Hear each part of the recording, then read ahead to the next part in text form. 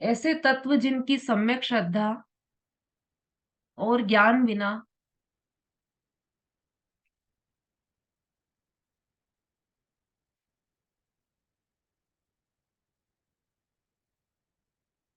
हमारा दुख दूर ना हो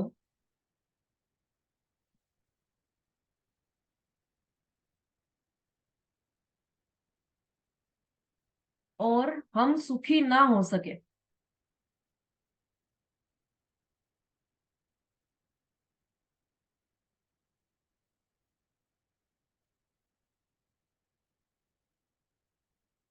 ऐसे तत्व जिनकी सम्यक श्रद्धा और ज्ञान बिना हमारा दुख दूर ना हो और हम सुखी ना हो सके, प्रयोजन भूत तत्व कहलाते हैं।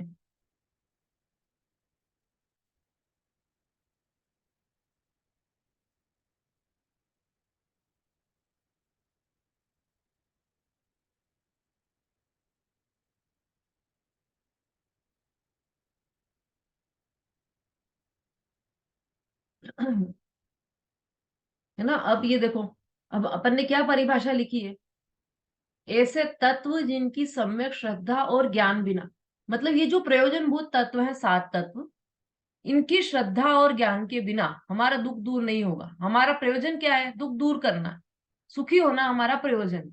तो उस सुखी होने के लिए, हमारे दुख को दूर करने के लिए हमें इन सात तत्वों के बारे में पूरी जानकारी होना आवश्यक है। उसके बिना हम सुखी नहीं हो सकते, क्योंकि यदि हम आश्रय और बंध को नहीं जानेंगे तो उन्हें दुख दूर नहीं कर, हमारा दुख दूर नहीं कर पाएंगे। आश्रय और बंध को दूर नहीं करेंगे तो हमारा दुख दूर नहीं होगा। संवर और निर्जरा को नहीं जानेंगे तो उनको प्रकट कैसे करेंगे, और उनको प्रकट नहीं करेंगे तो हमारा दुख दूर नहीं होगा, हम सुखी नहीं होंगे। मोक्ष को नहीं जानेंगे तो हमारा लक्ष्य निर्धारित नहीं होगा कि हम हमें करना क्या है सुखी होने के लिए, कि हमें मोक्ष प्राप्त करना है। तो मोक्ष को जैसा है मोक्ष वैसा ही जानना, कि सर्व कर्मों से रहित जो अवस्था है मोक्ष की, उसको हमने यथावत जान लिया, तो हमें समझ में आएगा कि हमें इन कर्मों के कारण दुख है, और इन दुख से दूर होने के लिए हमें निष्कर्म होना है। तो वो मोक्ष तत्व भी हमारे लिए जानने योग्य है। तो इसलिए ये इन सातों तत्वों को जाने बिना हम सुखी नहीं हो सकते। इसलिए ये तत्व प्रयोजनभूत तत्व कहलाए हैं। इसलिए इन्हीं तत्वों की चर्चा इस पूरे ग्रंथ में बताने वाले हैं।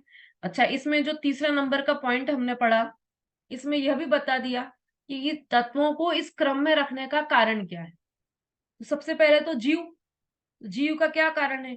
कि जिसकी दशा को अशुद्ध में से शुद्ध करना है।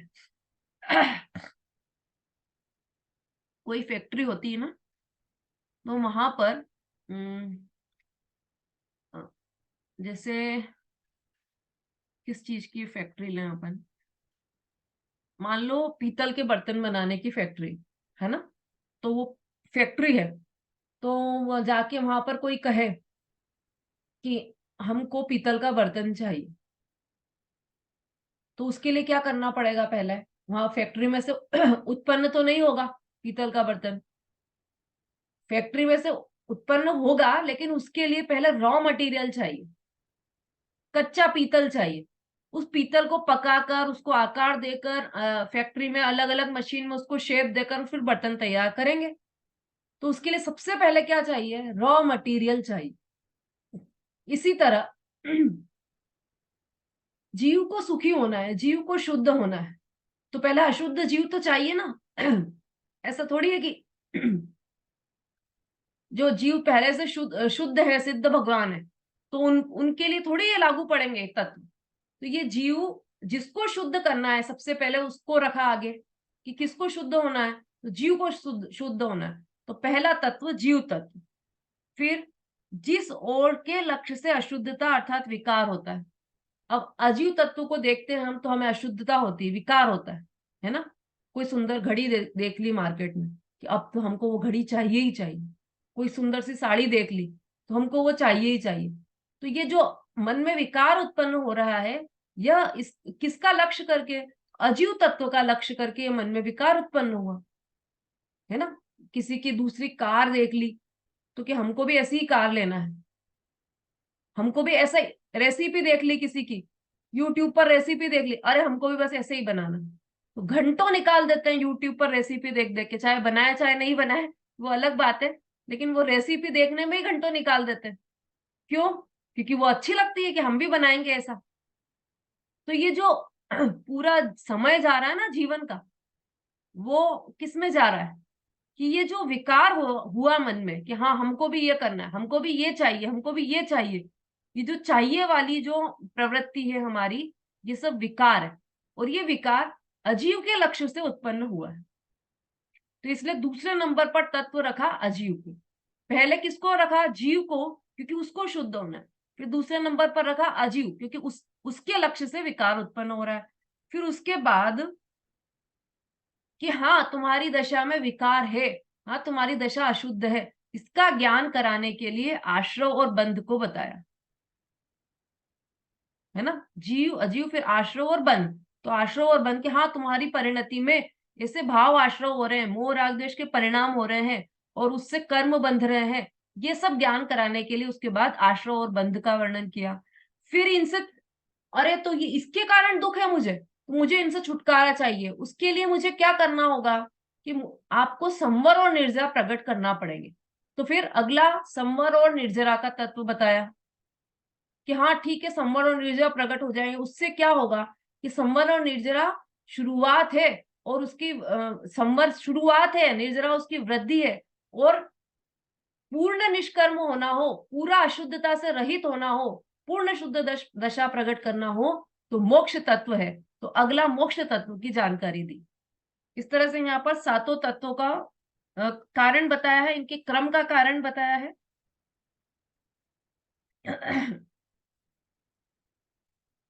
तो ये हमने देखा, चौथा सूत्र हमारा यहीं पर कंप्लीट हो गया है। अब हम पांचवा सूत्र प्रारंभ कर रहे हैं, है ना।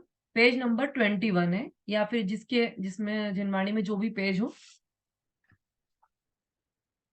अब इस सात तत्व के संबंध में जो भी शंका हो, वो शंका आपकी आगे अपने आप ही समाधान होने वाला उसका, क्योंकि आगे यही चर्चा चलने वाली है पूरी, है ना। तो आप यदि नहीं भी आया हो समझ में तो कोई घबराने की बात नहीं है, क्योंकि इसका डिटेल तो अब चलने वाला। अब निश्चय सम्यक दर्शनादिक शब्दों के अर्थ समझने की रीति, है ना। ये जो जिसकी चर्चा अभी तक की है, सम्यक दर्शन, पहला ही सूत्र था निश्चय मोक्ष मार्ग, दूसरा सूत्र था निश्चय सम्यक दर्शन का लक्षण। तो तत्वात श्रद्धानम सम्यक दर्शनम, ये बताया था निश्चय सम्यक दर्शन का लक्षण।